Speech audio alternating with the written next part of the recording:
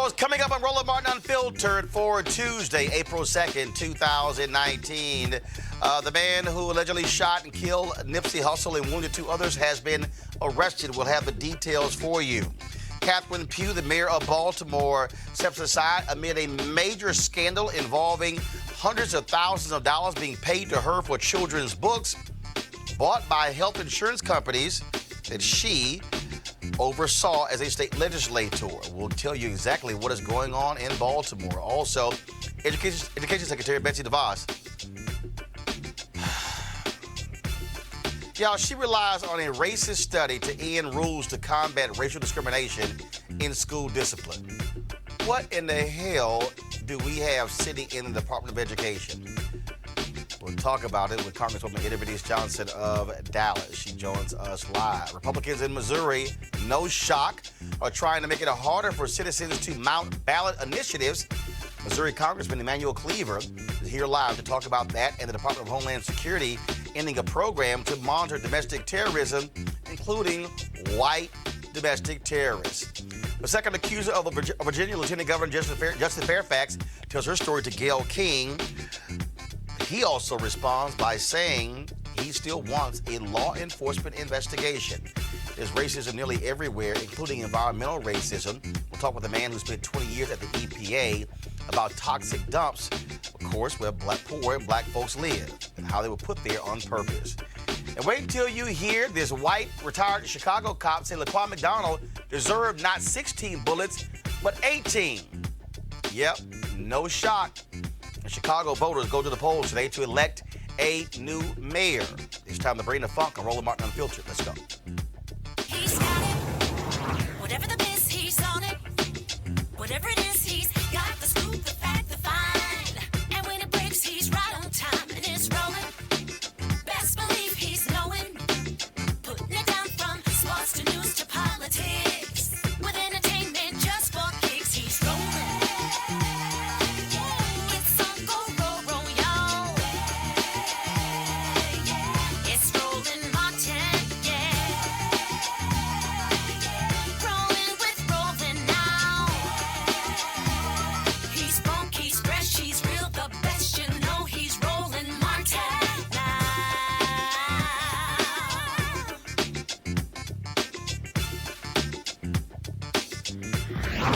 Martin. He shot and killed Nipsey Hussle on Sunday outside of his store on Crenshaw. Two other individuals were wounded. Now, again, there also was a woman involved who police say was Holder's getaway driver. She turned herself in today to Los Angeles police. LAPD Chief Michael Moore said that Holder and Hussle got into a verbal altercation on Sunday afternoon. Holder walked up on multiple occasions and engaged in conversations with the rapper. He came back armed with a handgun and opened fire. Chief Moore said investigators believe there was some personal matter between the two men. Now, also, last night, there was a vigil at Nipsey Hussle's clothing store, Marathon. It's the same shopping center where he began his rap career selling his CDs in the parking lot. The vigil was peaceful until what sounded like a gunshot was heard. Folks panicked, and a stampede ensued. A number of people were hurt. Turns out there were no shots fired, but there were several people who also were stabbed. They were treated at the scene as well. Los Angeles has been on high alert since Sunday afternoon when Hussle was gunned down. Folks are still reacting with tremendous pain, and as a result of that, there are about 4 stores or so that he owned in that particular area. He also, of course, was dating actress Lauren London, where both of them had children as well. And people still, again, are talking about him losing his life in this senseless violence, and how do we confront what's actually happening in black communities, personal disagreements ending in death. I want to bring in my panel right now to talk about this because it's something that's quite important. Also, I'm going to show you Tamika Mallory and others. They are having a conference call tonight to allow folks to be able to share their thoughts and perspectives on this. Joining us is Malik Abdul, VP, Vice President, Black Conservative Federation, Dr. Niambi Carter, Howard University Department of Political Science, and Dr. Cleo Monago, Socio-Political Analyst and Activist. Cleo, I'll start with you. Look, you spent a considerable amount of time in Southern California working with law enforcement. And whenever these things happen, folks say, well, we should not jump to conclusions. But the reality is, here's another case: 33-year-old black man is dead because of a personal disagreement. How do we address what is clearly an evil, a virus that infects our community? Well, one thing I think is important to articulate is that people, unfortunately, in society get murdered every day. People are implying that this is a particularly black phenomenon. No, it's not. People doing revenge killings happen in every community. And as a matter of fact, in this particular area, gang violence, as it's called, is pretty low. This is an anomaly, not a cliche in this particular area. So I think people should not re-stereotype. And also one of the concerns I heard about, I think it was on the Breakfast Club, is that a lot of people who are high profile are now saying they don't want to work in the community anymore because it's dangerous. I have to reiterate that this is an anomaly. A lot of people who are high profile even live in that community, and this incident is a rarity. It's an unfortunate rarity. And also Mr. What's his whole name? I'm gonna get it right here. Nipsey Hussle. Nipsey Hussle. He was a rarity as well in a good way. Unfortunately, he was murdered. I mean, he was a young man who was an entrepreneur. He was inspiring young people to be entrepreneurs. He built businesses. He bought up blocks. He was resisting gentrification in that area. So it was a very important role model. And the final comment I have is that one thing that's true, which I think is part of what you're referring to, Roland, is that in our community, we do have people who get envious of others. And there is a phenomena of people feeling irrelevant and feeling like they're insignificant. And when somebody becomes significant, they envy them. Sometimes they feel like black people don't deserve that because of internalized oppression. And I think the issue of internalized oppression among black people needs to be dealt with. I've been saying that forever. When we feel like because we're black, we're not deserving, and we destroy each other based on that perspective. But Niambi, the reality is, whether we talk about this, whether we talk about other cities across this country, whether we talk about New Orleans, St. Louis, Chicago, Houston, Charlotte, you name it, we are dealing with the reality of what is happening with young black men. Henry, go to my iPad, please. I was traveling from Houston this morning, was up early, 4 a.m. T.I. was tweeting posting on Instagram a number of different things. This was one of the posts he made, self-hate enemy number one. He also posted this here: black man, you were never meant to be a savage or a thug. That mentality was taught to you by white men who despise your masculinity. You are a god by nature. You are strong and moral by nature. You are kind, respectable, and merciful by nature. You are a product of peace and righteousness. Don't take on the identity of a beast to just deny your identity as a god. Your royalty is in righteousness. And he was crediting Nipsey Hussle on that. Yet the reality is, it is a crisis when you have young black kids across this country. You go into elementary schools and middle schools and ask them how many of them have seen or had classmates who've lost their lives. It's not one or two. Right. In many of these places, it's 5, it's 10, it's 20. And that is sad. Absolutely. I mean, this one, I think, hurt particularly bad for all of the reasons that Cleo laid out. But I think it's also not having other mechanisms to diffuse conflict, right? If the only thing you know how to do is fight or kill or stab, that's what you're going to do. And I think we have not really done a good job of addressing the collective traumas of these communities, right? So people are traumatized. People are hurt. I mean, that's part of why people heard a noise and started running immediately, right, from this otherwise peaceful event, because people are hurt and afraid.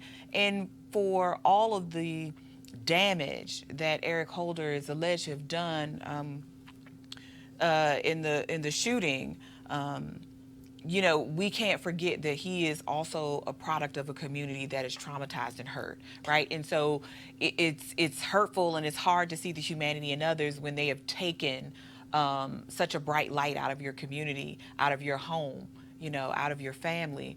But we have to also remember that that same grace and mercy that we would have hoped he extended to Nipsey yesterday, that we extend to him and the larger community that's going to be reeling from this hurt for quite a long time. Malik, a few minutes ago, Tamika Mallory, of course, the co-organizer of the Women's March, sent me this graphic here. Henry, pull it up, please.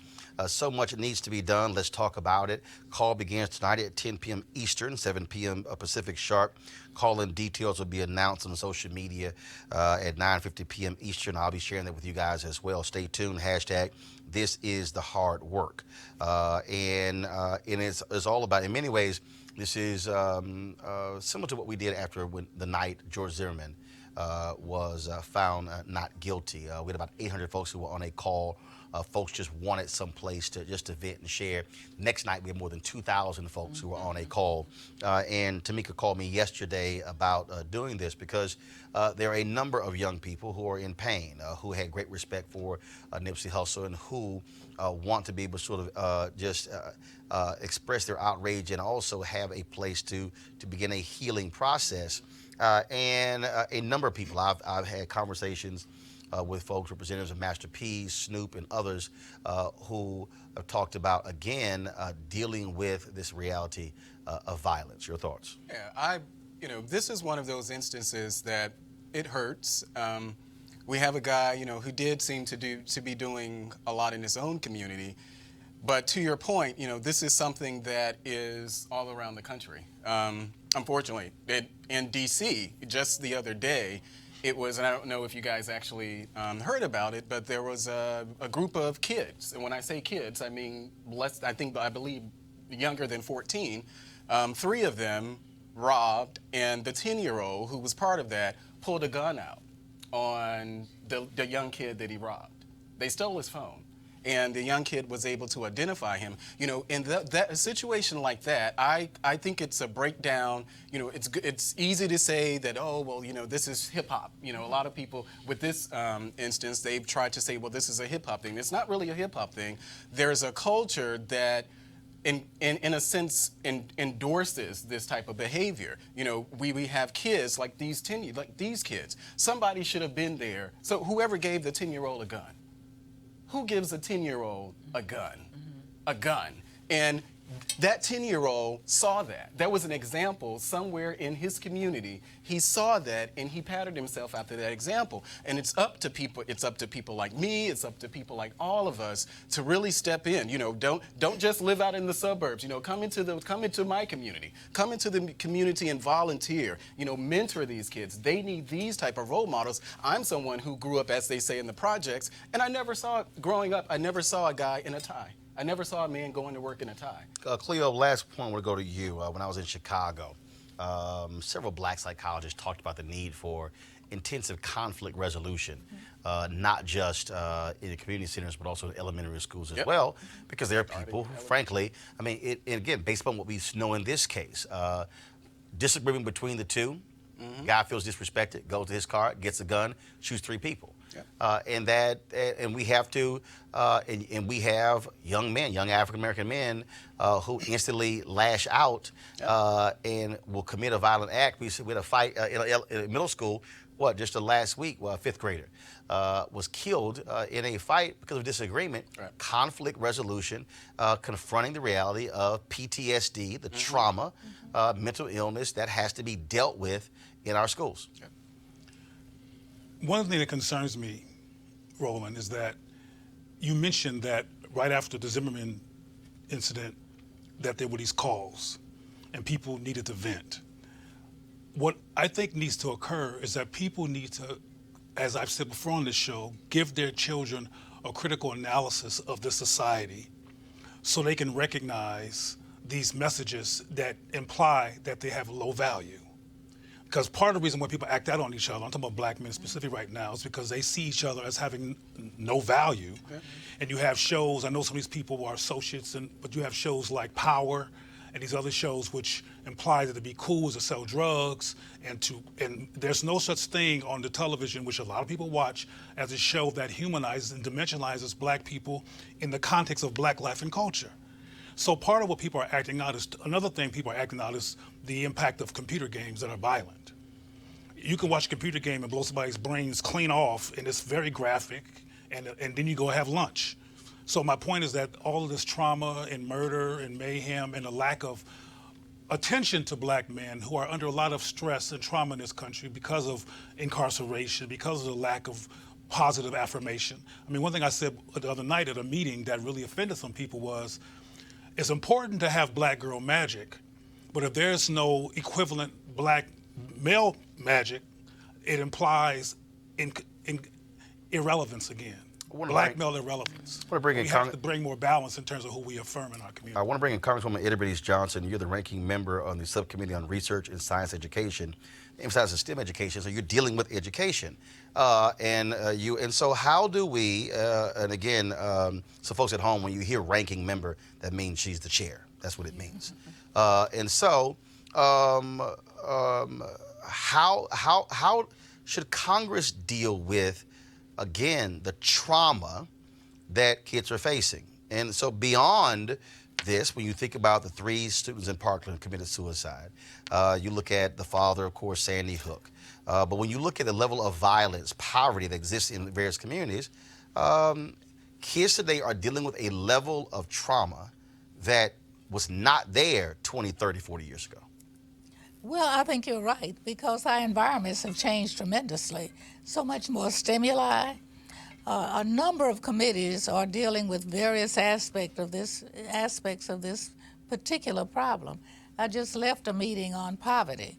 That has a lot of influence on what happens to young people, what role models are available, what parents are even available if they're out trying to work in a single-parent home. Mental health care has been lacking in this country and has been much needed. We passed legislation last term that we worked on several years, got a part of it passed, and we have more to go, which we hope to add to. It is, we're in a difficult environment in every environment. We're in a difficult environment legislatively in the Congress. We have very divided constituents.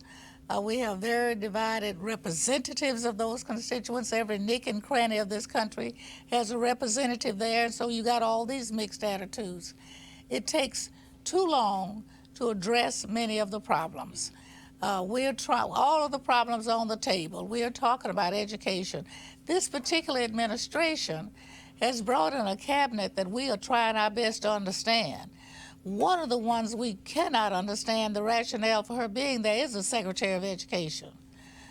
Just today, she mentioned something about how inept black kids are. They're more evil, they deserve more punishment and that sort of thing. And in fact, she got chastised by that by Congresswoman Catherine Clark of Massachusetts. A play that will come out to get your comment. Are you saying here, when you quote this research, that the problem really is that black children are just more of a discipline problem? Because that's the research you've quoted in your report. Well, Congresswoman, I've said it before and I'll say it again. No student, no child should be treated or disciplined differently based on their skin color, their race, and I think or their national origin. Your report agrees with that.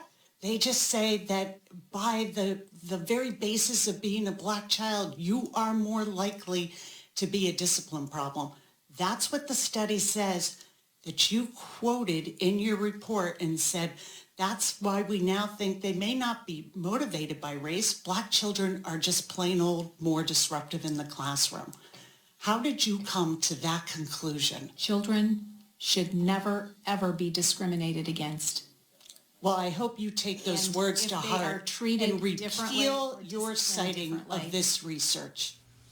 And of course, they want to repeal the Obama-era rules that deal with discipline.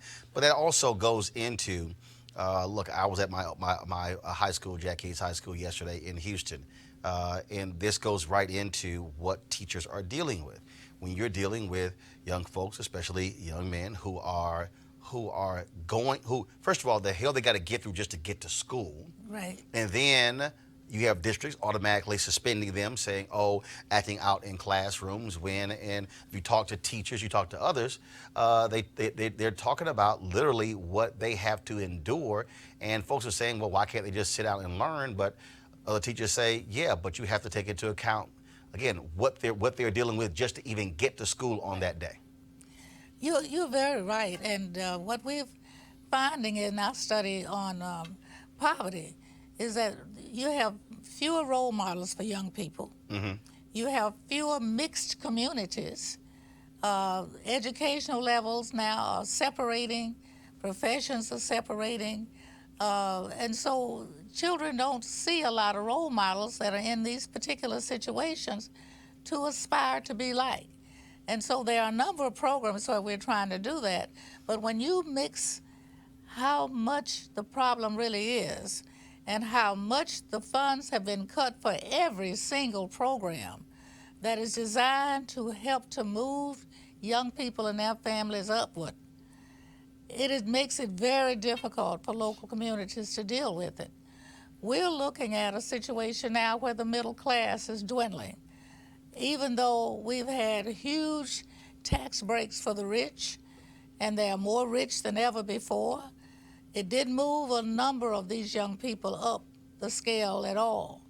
And it's not just minority kids, but they really have a larger percentage because it's harder because of racial prejudices for them to make it out of some of these neighborhoods and these environments. Roland? Well, real quick, final comment. I think I may have a different perspective from you when it comes to the perspective that this trauma is new. No. I don't believe the trauma is new. What I'm saying is the trauma is different. Look, when I think about me going through elementary school, going through middle school, going to high school, when I reflect back, and literally when I was walking the hallways of my high school, I was thinking about when I was sitting in the classroom, how many students died. And I can recall a couple of students who died in a car crash. I can recall a couple of others who may have died some other way. That's 4 over a period of 8-9 years. The 6 years I spent in Chicago, I remember one time we did a story, and literally there were kids who were not even in middle school who had already experienced the deaths of a dozen classmates. And so what I'm saying is that's what's different. The frequency of young folks dying as a result of violence, that's what I think is different today than it was when I was in elementary school, middle school. Could I point to something else that's different also? Congresswoman, then Cleo, go ahead. When I was growing up in our one block, we had a college president, we had a cement mixer, we had a trash collector, we had a teacher, more than one teacher, we had beauticians, and we had a dentist. How much of that do you see in one block now? Right, and that was because, first of all, with segregation, Right. no matter how much money you had to live right next to each other. But the reality is, But the now, role models were there. right? But now, if you have a certain level of resources, can move. you're able to move, and so you have compact areas Right. of poverty. Cleo. Well, Nipsey was a role model. Yes, he was. Nipsey was a undeniable and very visible role model. And I think there's a lot of black communities. I'm from Compton, South Central Los Angeles, the same area. There are role models right there. But when you're so traumatized that you can't see straight, you don't recognize role models because you're dealing with interpersonal disorientation. One thing that I think is true, which is why I had my comment to you, Roland, is that, and you kind of made your point, and Chicago is a special case. Chicago, to this day, and for a while, has been particularly violent in terms of its history. I'm into Chicago. I can go to New Orleans. When I went down with Mitch Landrieu, he kept a binder, and then it became 4 binders, and then 5 binders. And what he would do is it was the murder scenes of young black men who were killed, and he asked the families to give him photos of them in their ordinary life, and he said how it was growing and growing. So it can, again, I could talk about Houston, I could talk about Charlotte, Philadelphia, and so I'm just saying that that our kids today are seeing a level of gun violence and death at such early ages than what was the case when I was in high school. I'll make my point quickly because it's going to take me all day if I keep having. Make it quick.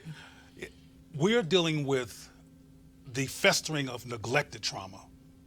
Trauma that was already there in these communities, that was never properly engaged, particularly among black males who have been trained to act like a man and put on a man performance, what I call man drag. Or also be hard, which is why Same thing. When you go to these schools and you got young men who take a photo and not smiling, and I always say we're not taking jail photos because they literally have been told you hard. You are hard. Right, but the other part of that narrative is that you have to act hard so people won't see the fact that you're in pain. Got it. You have to perform like you're a man so you won't be seen as you crying because you can't afford as a black man in a society that already devalues you to come off weak. When we try to counter these phenomena, we have to understand what people are going through. Venting is important, but we need to do a methodological discussion and implementation on how to reverse the symptomology, because it can be reversed. I've seen it reversed in my own work, that black men can go from being reactionary and upset to getting the proper tools to learn how to manage their righteous rage, because the rage is righteous in terms of it having a real justifiable context of where it comes from, but we don't address it. Well, again, I think the Congresswoman, I do believe that dealing with the realities of trauma in schools is critically important, and then there has to be more resource officers, and not just after shooting like at Parkland, because all of a sudden when that happens, all of a sudden they flood the zone, as opposed to what happens every single day. Final comment from you, and then we move on to our next story. Well, we are in the midst of trying to figure out a lot of things, and they've been compounded by the particular administration where we are. I don't think there's a major city in this country that's not dealing with, not just with African American kids, but immigrant kids and kids who have been here all the time. Got it. We have a lot more diversity, a lot less attention to that diversity, and it's, we're at a beginning, and we've got to do something about it. I think all of us realize that there are certain programs that have been effective, but we've got to do more than that. We've got to address mental health in this country. Got it. All right, Congresswoman Idabene Johnson, I appreciate it. Thanks a lot. Thank you. All right, folks, let's talk about what's happening in Baltimore, where Baltimore Mayor Catherine Pugh is in some serious trouble. She is citing health reasons, saying she faces pneumonia. But while that's the case, she faces a criminal investigation into hundreds of thousands of dollars of sales of her children's book series, Healthy Holly, to the University of Maryland Medical System and the healthcare company Kaiser Permanente. The Baltimore Sun newspaper broke the story of $500,000 in book sales in no-bid contracts to the University of Maryland Medical System over a 5-year period while Pugh was on the board of directors. This also was taking place when she was in the state legislature. She has since resigned from the board. Yesterday, the Baltimore Sun reported that Kaiser Permanente had paid Pugh more than $100,000 to purchase books from 2015 to 2018. Now, Pugh controls the city agency that awarded Kaiser a $48 million contract with the city. After that was revealed, Maryland Governor Larry Hogan asked for a criminal investigation into the book deals. The Baltimore Sun reported today that Pugh pocketed another $90,000 in book sales through a charity to others with city contracts. At first, Pugh defended the purchases, but now says the sales to the University of Maryland Medical System were a mistake, and she returned the $100,000. Now, the other issue is that when they began the investigation, in several of these places, they could not find any copies of the books at all. Pugh is going to be temporarily replaced by Bernard C. Jack Young, who is the current city council president. He has already said he is not going to run for the mayoral seat in 2020. But it certainly is a significant problem in Baltimore for the mayor. I've talked to folks there. She is having some serious health issues as a result of having pneumonia. But certainly this investigation does not make it any easier. And so we'll be following this story to see what happens next. All right, folks, going to go to a break. We'll be back on Roland Martin Unfiltered. Hey fam, want to check out Roland Martin Unfiltered, the blackest show on all of digital, cable, and broadcast. Check out our audio podcast. There's only one daily digital show out here that keeps it black and keep it real. It's Roland Martin Unfiltered. Press play. All right, folks, big day in Chicago where one black female mayor apparently on her way out. First of all, there's going to be a black female mayor for the first time in history in Chicago. Of course, Harold Washington was first elected in 1983. Eugene Sawyer became the mayor after his death. But We now going to have today, as folks will go to the polls, they'll be closing fairly soon. Lori Lightfoot, former federal prosecutor, as well as she'll be facing Cook County Board President Tony Preckwinkle. They're the two finalists. They emerged from a huge group of candidates in the general election. Preckwinkle, she is called the more establishment candidate. Lightfoot is much more of the insurgent. Preckwinkle has the support of the public employees unions who have spent millions of dollars boosting her campaign with boots on the ground. Now, Lightfoot is a successful corporate lawyer who worked in the administration of current Mayor Rahm Emanuel. She's a strong critic of the Chicago Police Department, and both present themselves as progressives. We'll have the results tomorrow, as one of them, again, will become the first black female mayor of the city of Chicago. Now, also, it's going to be quite interesting to see what happens in that city when you think about leadership style, because with Emanuel and before that Daley, in Chicago, the mayor controlled nearly every public dollar in the city. The mayor controlled the city budget, the mayor controlled the housing budget, the school budget, and the transportation budget. Let's see if they change the rules when somebody black becomes mayor. All right, folks, we're one of our partners. You have plenty of pictures in your home, but you've never seen anything like this before. Introducing Easy Tiles, the world's first photo tiles made of sleek and ultra lightweight glass. Easy Tiles makes it super simple. You use their exclusive app for iPhone and Android to upload as many photos as you like. Then they print them on tempered glass. Your order arrives on your doorstep in just a few days. And that's when the real fun begins, because with Easy Tiles, you transform your living space with a gallery wall that will amaze each and every guest. Easy Tiles are even simple to hang, no hammer and no nails. Cleo could even do this. And because they're mounted on small risers, they appear to float on your wall. Folks, they're easy to order, easy to hang, and guaranteed for life. Now, you can save 30% on any size order, plus get free shipping on orders of 4 or more. Just download the free Easy Tiles app at easytiles.com and turn your best memories into beautiful glass wall art. Plus, save big now with this special offer. That's easytiles.com, easytiles.com. All right, folks. Malik is really going to be excited right now. We keep telling you about how Republicans want to screw as many Americans out of their right to vote as possible, using every type of means at their disposal. In Wisconsin and North Carolina, Republicans dominate the legislature there. They pass all kinds of laws to not only hamstring incoming Democratic governors, but to also, again, put on onerous voter restrictions. In Utah, voters voted to expand Medicaid, and the state legislature said, y'all know what the hell y'all doing. We're going to overrule you. In Florida, voters overwhelmingly passed an amendment to the state constitution to allow the formerly incarcerated to vote.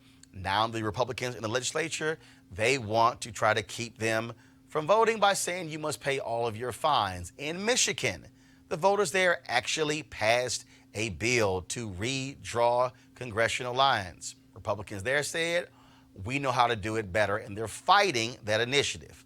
Now let's get to Missouri. Last year, folks in that state voted overwhelmingly for ballot measures legalizing medical marijuana and hiking the minimum wage and revamping how districts are drawn, all over the objections of Republicans in the legislature. The state's chief elections officer, Republican Secretary of State Jay Ashcroft, believes the entire process has simply gotten out of hand. As he put it, we're not a democracy, we're a republic. So he and Malik's buddies in the legislature want to limit ballot initiatives in Missouri, the Show Me State. Joining us now is Congressman Emanuel Cleaver of Kansas City, also former mayor of that city. Congressman, why are they afraid of the people? If the people want to pass a ballot measure, and last I checked, I thought Republicans love ballot measures when it was affirmative action in California and in Michigan and other states led by Ward Connolly. Now they're saying, y'all don't know what y'all doing. Well, I think this flipped over in the two terms of President Obama. Many of the legislatures around the country, state legislatures, flipped over, and we woke up when we had Hillary Clinton on the ballot to find out that just right after that election, right after that, we found out that all these legislatures. 2010, 16 yes. Flip. Republicans had 31 governor's mansions. And that's when they began to exert themselves. And I think it started with this Alex, where all of these companies give money. Yep. And folk come together and they plan a strategy for state or nationwide moves by the political party called Republicans. And so what they've done in Missouri, we passed minimum wage, and they don't want to pay. It was $15 is what we passed, and they come back to try to remove not only that, but the whole process of citizen initiatives. You know, and they're making it infinitely more difficult to do that. They're trying to drown democracy. They're trying to reduce democracy, all under the name of democracy. And it's happening everywhere. I think we have about 33 states where legislatures have introduced measures that would in some way dampen the petition initiatives initiated by the people. And, you know, now there is an antidote, and it is for us to do what the people in California did. When they began to pass their initiatives, they made it a requirement that in order for the legislature to overturn it, they had to have a supermajority of the California General Assembly. And in other places, they're saying that the voters have to approve any legislative attempt to overturn the people. But unfortunately, in Missouri, we didn't have anything in place. So we're going to become victims, and it's going to happen over and over again until we take back some of these legislative seats. Malik, why are y'all scared of the people? Why are y'all scared of the people voting on ballot initiatives in red states? Well, I don't know that people are afraid of that. Okay, Malik, would you like for me to repeat? I don't know. Would you like for me to repeat, in Utah, a red state where the voters voted overwhelmingly for Medicaid expansion, the Republicans said, oh, y'all don't know what y'all doing, so we're going to ignore you. Let's talk about what happened in, I think it was North Dakota? No, it was in Montana. North Dakota. Where the voters passed a rigorous ethics law. Republicans said, you know what? We're just going to ignore what in the hell y'all had to do. Same thing. Michigan is actually a pretty red state once you get outside of the large cities. And they said, oh, y'all had this ballot initiative to create a commission to draw districts. We really don't care what y'all think. And then, of course, in Florida, Amendment 4. They want to change that. Those are all red states. Well, I don't think it has anything to do with necessarily being afraid. As I said before, I think this is something that is purely political. Right. Politically afraid. But I've mentioned that this has happened in D.C. as well, where the city council overturned. You mean being afraid? Well, you can say that. But hell, first of all, D.C. not even a state. But that statehood, that's a whole other issue. But this studio is in D.C., so we can't discount D.C. No, I'm not discounting D.C. Well, I'm just saying, so you can't just say. But what I'm trying to understand, okay, it happened here in D.C. My point is okay, that's like 1 out of 12. Well, if but we go look ahead. hard enough, I'm sure we could find something else. No, actually, you can't find that hard. But what I will say is that yes, this is politically motivated, as well as the politically motivated effort that's out there now to ban the Electoral College. You know, this is something. Hold on. First of all, we got very close to actually changing the Electoral College. It fell very short. Yeah, the Democrats have now. Now, I hold up. Now, first of all, because that's politically. Hold up. Right? First of all, there's nothing that says you cannot change the United States Constitution, Congressman. And then you give a very perplexed look as Malik was talking. That's not politically and I understand. But go that's ahead. Not politically motivated. What they're talking about, the presidential. But okay. See, hold up. Congressman, before you speak, Malik, if Congress chooses to change to ban the Electoral College, that is an amendment, which then that's not politically motivated, which then has to go to the states, and then the states have to vote. Niambi, by what's the number? Two-thirds of the states must ratify the amendment, which is not easy to do. That is different than Republicans saying we don't want ballot initiatives by the people. Congressman, go ahead. Well, look, I'm getting a headache because I don't understand when you say it's a political move.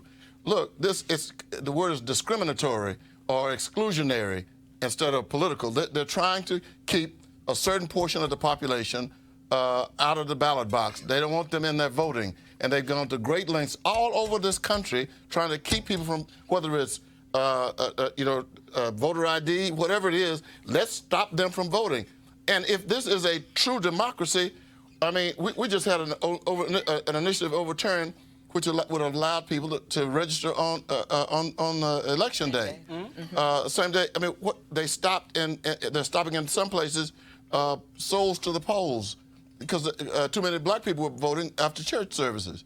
So I don't understand that. Naomi, please go ahead. But I think a lot of what Congressman Cleaver and others are talking about is how much of our government runs by just, this is pro forma, right? This is just what we do by custom. None of this has to stay this way. So because there were not extra protections placed on the legislature for the people of Missouri to protect their direct ballot initiatives, now you can have the legislature saying, let's revise these processes. Let's make people pay. And let's be clear that until you had the 1965 Voting Rights Act, you did not have black folks in huge numbers voting. So frankly, for a majority, more than a majority of the country, of this country, black folks could not able to exercise their power. And Republicans actually right now are pissed off that you have black folks and Latinos and other folks who are exercising their power and are using the ballot initiative. And for all of these years, Republicans and conservatives use the ballot initiative in order to change all sorts of things across the country. And now that progressives have woken up and went, damn, we could use the same thing y'all did. Now they want to change the rules to keep the voters, the public, the very people who pay their salaries to keep them from participating in the process. And I think direct ballot initiatives are one of those things that Republicans love for a very long time. Oh, a long time. A really long time. And like you said, long time. People not thinking about this as a mechanism to get more of what you want. And now that we've moved, especially for black communities and others, from the federal government to the states and local governments for these kinds of changes, now you have renewed interest in pulling back. Why they are afraid of ballot initiatives? Because if you put medical marijuana on the ballot, it's going to drive out young voters and progressives. And so what Republicans don't want is ballot initiatives that's going to drive up turnout. That's what they're doing. Cleo, then the congressman. Well, Malik seemed to be apprehensive to the term scared and fearful, even though I think it's an appropriate term. But in your part of the world, isn't Wesley Bell there, and he's the new prosecuting attorney? He's in St. Louis, St. Louis County. St. Louis. Well, he has fulfilled the fears of white supremacists. He got his position, and he got rid of all the white supremacists who let Darren Wilson off. That's the kind of stuff they're afraid of. That's why I brought it up, because he was their worst nightmare, and he actually executed what I think a lot of them fear. He got rid of the white regime, the racist regime that was destroying black folks and allowing their cops to kill black people. And as soon as he got in the position, he got rid of them, and he used his power. Congressman. And I think that's what they're afraid of. Right, they're afraid of turnout. And they're afraid of this. 1.4 million former felons in Florida can now vote. This is what they're afraid of. This, if you can answer this question, it solves everything. Why would someone want to stop souls to the polls? Yes, sir. If you can answer that, I think it works everything out. Well, it's That's what I thought. Well, I mean, it's not. I mean, you're saying that's what you thought. I don't know if you've watched the show before, but I've actually been very outspoken as far as any voter suppression efforts, disagreeing with it. So I don't know what it is. Sorry, that you, but he felt like you had an answer. But I'm saying, but there is an answer. Okay. Exactly. There is an answer. The assumption is because you're on the inside of these nuts. I'm not on the inside of any nuts anymore. I'm sorry that you're in the Republican. Inside of any nuts with Democrats. Let me be less offensive and say because you're in the Republican Party. Okay, I took that back. I apologize for saying it out loud.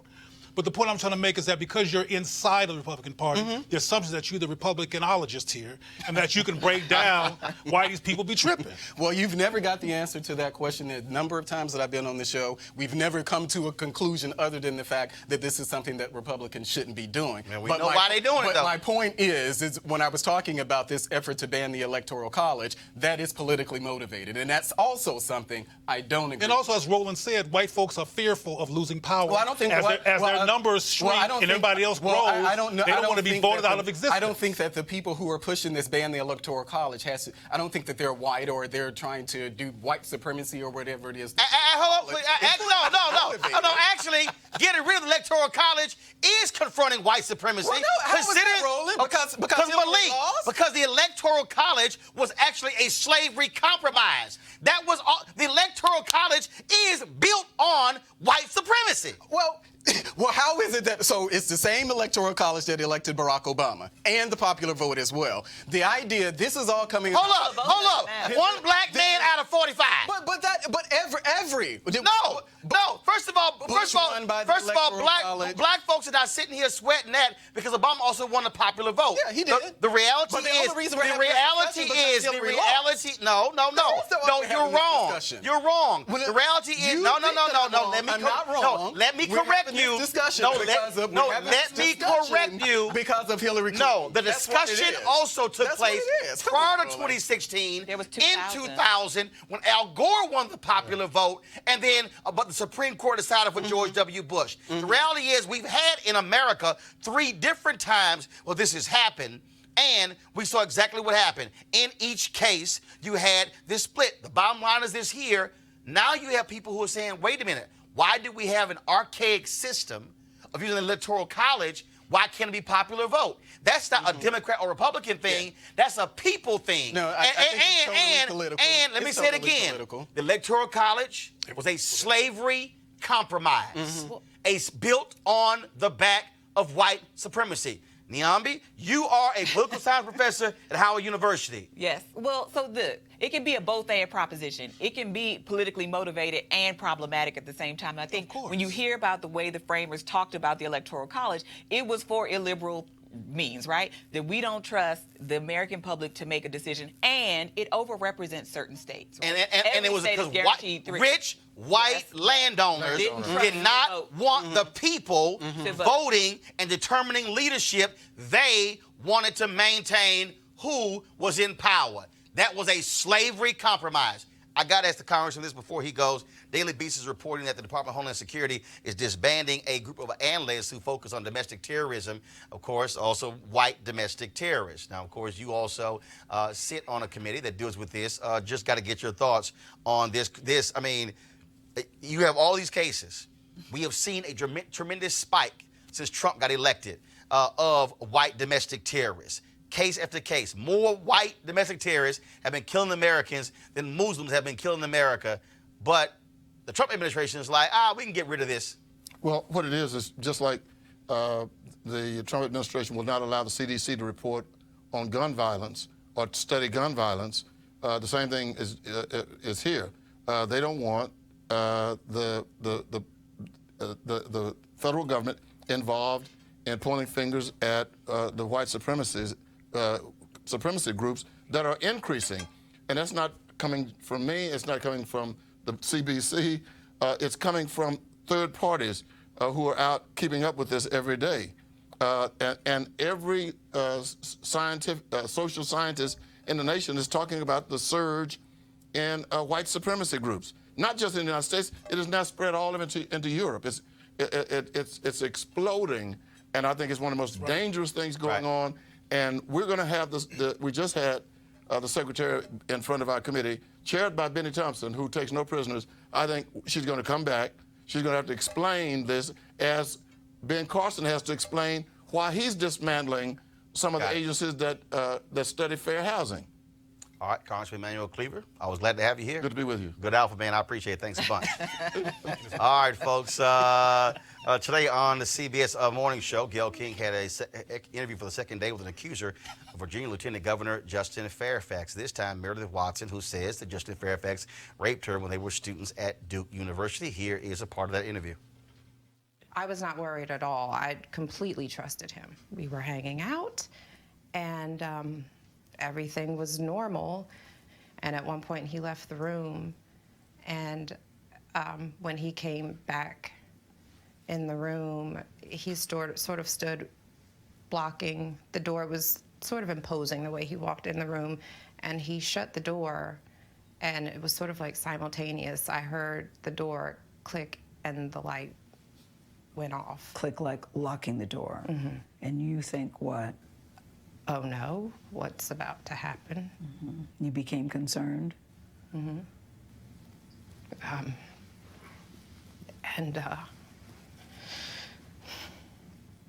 He did things that you shouldn't do to someone without their permission. Mm-hmm. And I tried several times to get up and leave, and was pushed back down. And what happened? He forcibly sexually assaulted and raped me.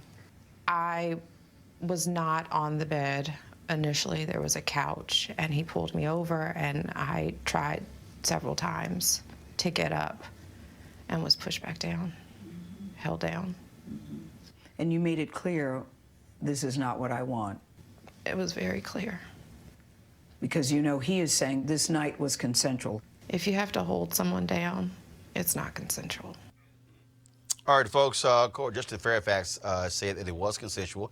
In a statement, he said that he had passed 2 polygraph tests that confirmed his version of the events. In addition to that, he also said this, quote, Henry, go to my iPad. My accusers have not filed criminal charges and they have not sued me. Instead, we see escalating media appearances and stated desire for a political process that is unprecedented in Virginia and could not be designed to get at the truth. Such a process would instead be a media circus used for partisan and political purposes. He said, I have also called for a fair, full, and impartial investigation of the allegations and my denials. I am completely confident that such an investigation would exonerate me and clear my good name, which I have spent a lifetime building. Quickly, I want to go to my panel here, Niamh. I want to start with you first. Vanessa Tyson spoke yesterday, and she was asked by Gayle King, why won't you file a complaint in Boston? She said, well, as a political scientist, politicians, they're able to get away from things and keep them hidden with an investigation. But she says she'll testify at an impeachment hearing. Same thing here with Meredith Watson. Statute of limitations hasn't run out in North Carolina. She's saying, I want an impeachment hearing, but they won't file a criminal complaint. So I'm still sort of stuck on, if I want justice, why ignore the legal process, which has subpoena power? Virginia does not have any jurisdiction to compel somebody in North Carolina or Boston to testify who might have been there. Well, I mean, I can't speak to what either Meredith Watson or Dr. Tyson feel internally and why they're making whatever choices they're making for them. But let's be clear, I think part of the investigatory process, at least from my understanding of what Dr. Tyson was saying, that if this is handled by the Suffolk County DA, I mean, and they investigate, and at this point, we are now multiple years past this event, 15 years past this event, and it ends up in a he said, she said, well, that still remains private. And I think the public hearing at least gives full voice to both accusers and Justin Fairfax, Governor Fairfax. So I think that was the concern. But if there's an impeachment hearing, it's still going to be he said, she said. Right, but I think the public gets to hear what everyone has to say. I mean, I don't know, right? This is my best guess of why one would forgo one process and attempt another process. The issue for me, Cleo, again, is the Suffolk County DA, who's a black woman, has said, if Dr. Tyson files a complaint, I will immediately investigate. Her lawyer said in February they were going to meet with the Suffolk County DA. To this date, they have not. Meredith Watson could file a legal complaint with the DA there in North Carolina. They have not. And so if you want to say what's partisan, it's an impeachment hearing versus a legal investigation that has real subpoena power, that could literally call people who were there in both places, call them, interview them, bring them before a grand jury. The Virginia legislature can't do any of that. Go ahead. First of all, borrowing from what you said or being inspired by it, what people see on TV is edited. What they see on TV is not in real time, and it's what wasn't left on the floor.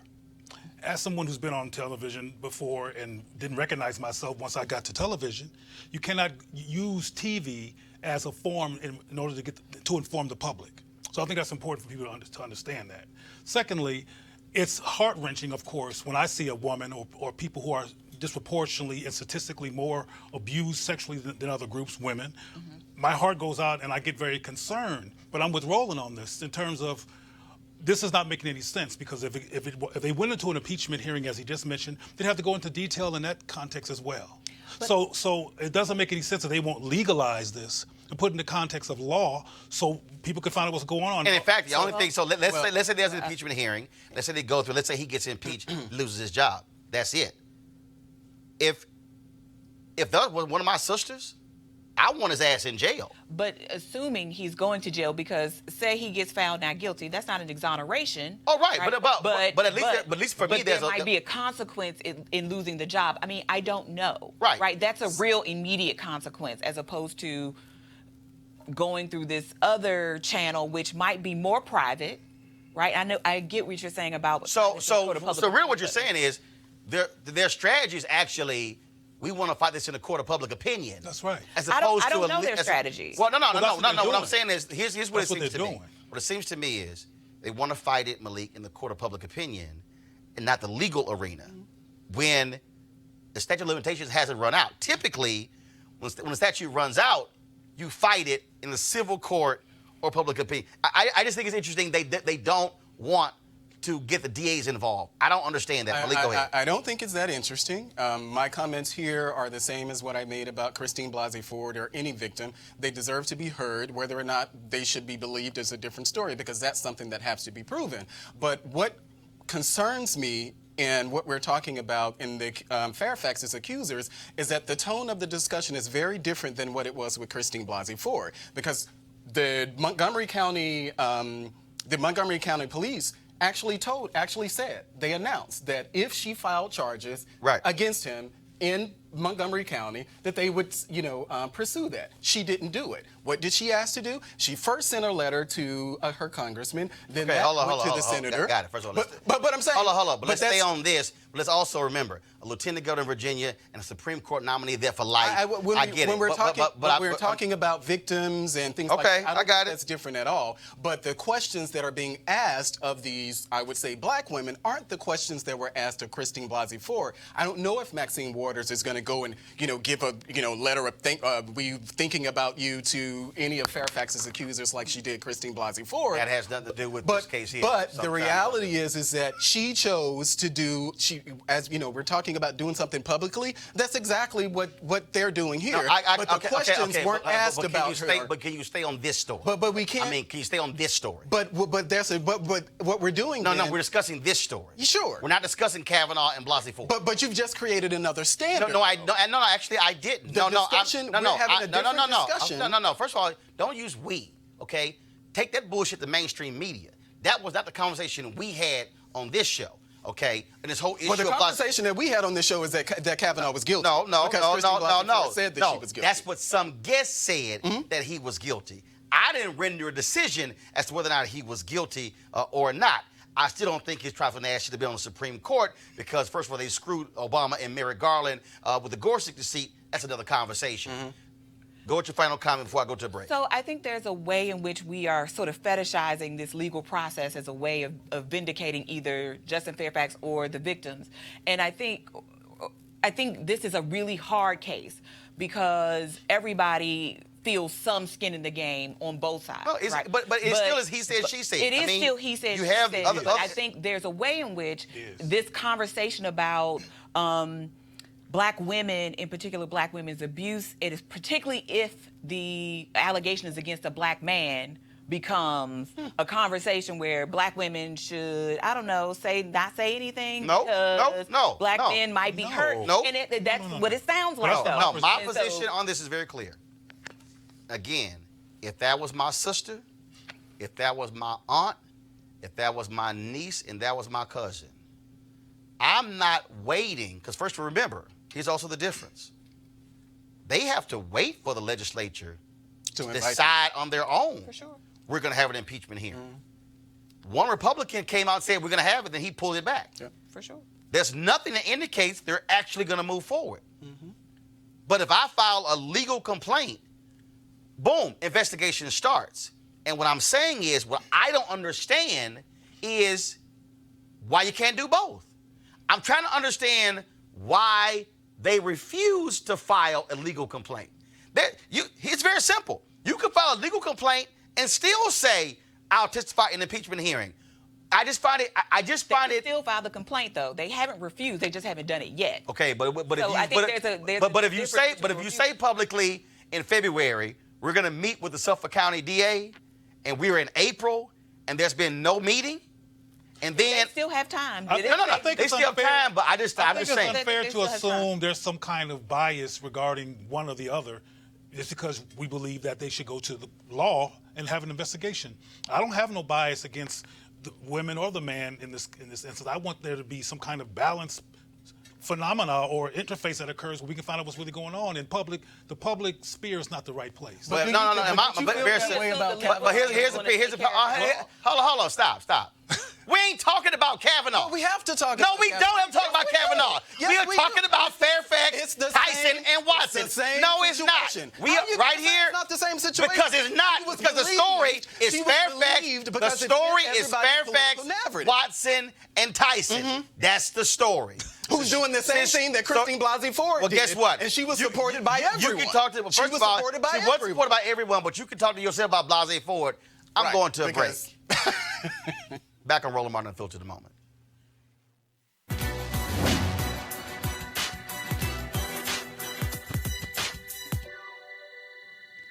Only as we rise do we encounter opposition. Abolitionist and autobiographer Frederick Douglass.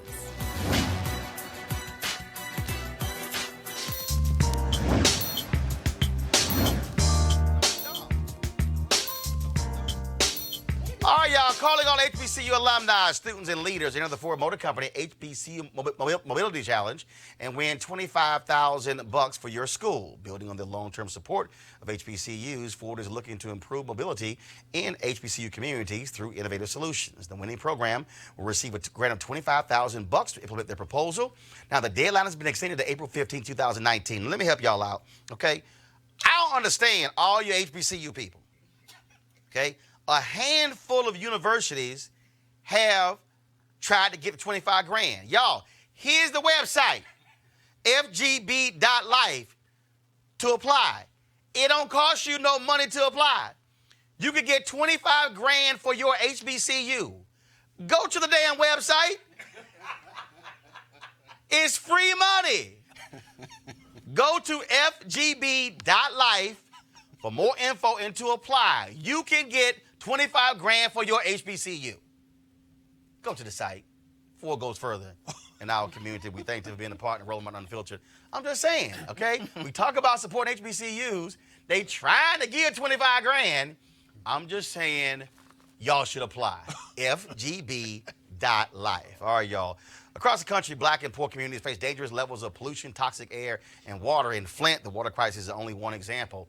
An estimated 70% of the country's contaminated waste sites are located near low-income housing, and the EPA estimates that 1.5 million people of color live in areas vulnerable to contamination. We're talking about what needs to be done about environmental racism with Mustafa Santiago Ali, former senior advisor for environmental justice at the Environmental Protection Agency. First and foremost, we've seen this conversation around the Green New Deal, and Republicans want to act as if it's no big deal, that you know what, hey, I don't really see what the problem is, but this is a significant issue if you're poor because, trust me, in communities with credit score of 700 or above, you're not seeing environmental dumps. That's right. Yeah. I mean, your zip code determines how long you will live, what types of diseases that you'll probably have to deal with. In our country, 200,000 people die each year prematurely from air pollution. We got 25 million folks who have asthma, 7 million kids, and disproportionate is African American and Latino children who are the ones who are losing their lives. The NAACP had a report that came out called Cold Blooded that shared that 68% of our folks live within 30 miles of a coal-fired power plant. And we know that that pollution that's impacting our communities is also that same pollution that is now warming up the planet and causing all these crazy things that are going on with climate change. And again, when we're having this discussion about the Green New Deal, there's just sort of this slam your head into the sand and acting as if these things are not happening, as if climate change, look, this stuff. Then you got Trump joking, hey, it's cold. Where's that climate change when we need it? I mean, you literally have a major piece in Antarctica that's about to split in half. You are seeing things in Antarctica and other places that we've never seen before because it's getting warmer. Yeah, I mean, trillions of gallons of ice has melted, and that's changing the dynamic that's going on in our oceans.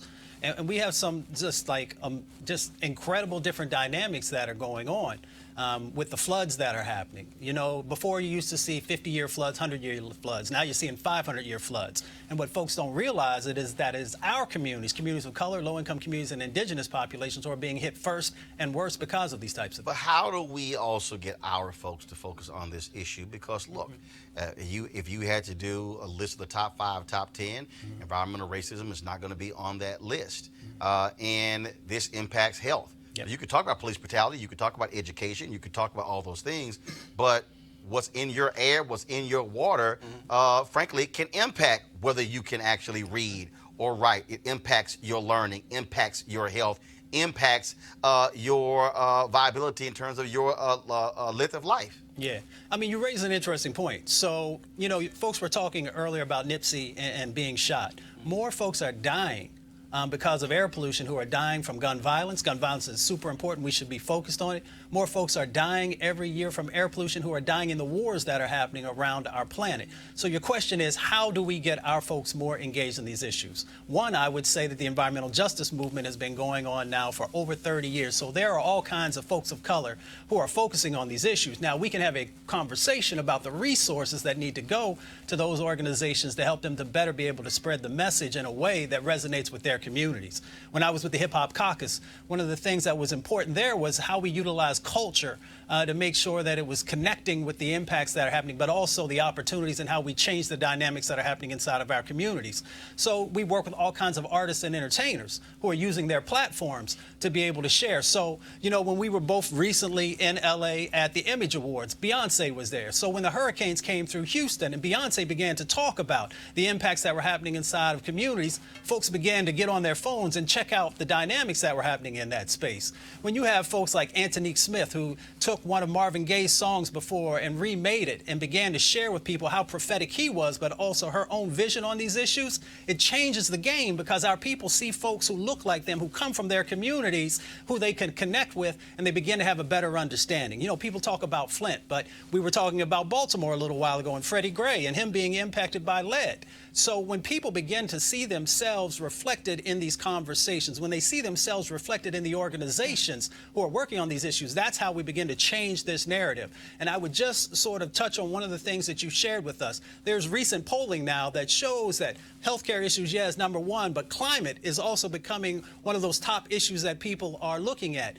And I hope that people will understand that the drivers in climate change are coming from our most vulnerable communities. When you look at those fossil fuel facilities, they are located inside of our communities. When you look at the transportation routes that people have used over the years to separate our communities, to take wealth out of our communities and move it into others, the emissions that are happening in that space are the ones that are driving up climate change. When you look where the fossil fuel pipelines are, they're running through our communities. You can look just down the street in Buckingham County in Virginia, founded by freed slaves, and Governor Northam was not getting engaged in that process to actually stop this community from having a natural gas compressor. So when people see themselves and they see that people are pushing back, but people are also thinking critically about how to make change happen, I think that's when we start to win this dynamic. Somebody who's watching for social media, they want to know where should they go to get more information and what groups could they join, could align with? Who would you recommend? Oh, there's a ton of groups. I would say to Google the environmental justice organizations that are out there. Are a number of networks that are across the country.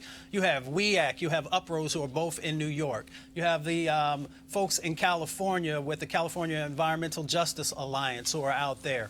Or you can go to the Hip Hop Caucus, who's also doing work, or you can go to the National Wildlife Federation. There are a number of organizations that are now focused on these issues. All right, Mustafa, we surely appreciate it. Thank you so very much. All right, folks, last story here. That is the, remember the video that we showed you out of Dallas, where the white supremacists viciously beat a black woman. Folks, y'all have the video. Go ahead and play it. This was captured here. At one point, he pulls his gun out on her. He was initially charged with misdemeanor, but because of the public outcry, folks demanded he get charged again, and so he did so. But it was interesting when he went to court.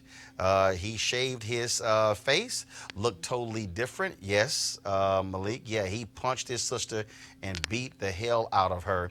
Yet when he was released from jail, he went out of a side door because there was a group of brothers who were waiting on his ass outside. Good.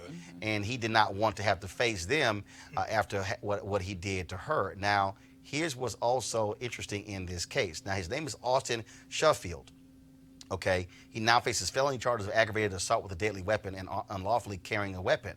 Now, though, Dallas police might charge her for felony criminal mischief because she broke his window after he beat the hell out of her. Hey, Dallas, I'm just letting y'all know, if y'all think y'all saw black folks at a previous protest, charge this sister. Charge her for criminal mischief for breaking a window and see who shows up at Dallas PD. It's a black chief there. I would advise y'all not to go down this path. Would not be wise. I want to thank our panel for a conversation today. Thank you so very much. Folks, don't forget you can support Roland Martin Unfiltered by going to RolandMartinUnfiltered.com. Joining our Bring the Funk fan club. Every dollar you give goes to support this show, and we'll certainly keep on top of all the news of the day and bringing you the perspective that nobody else will. So again, RolandMartinUnfiltered.com. You can, of course, contribute via Cash App, PayPal, or even Square. All right, folks, y'all have an absolutely great day. I got to go. Holla!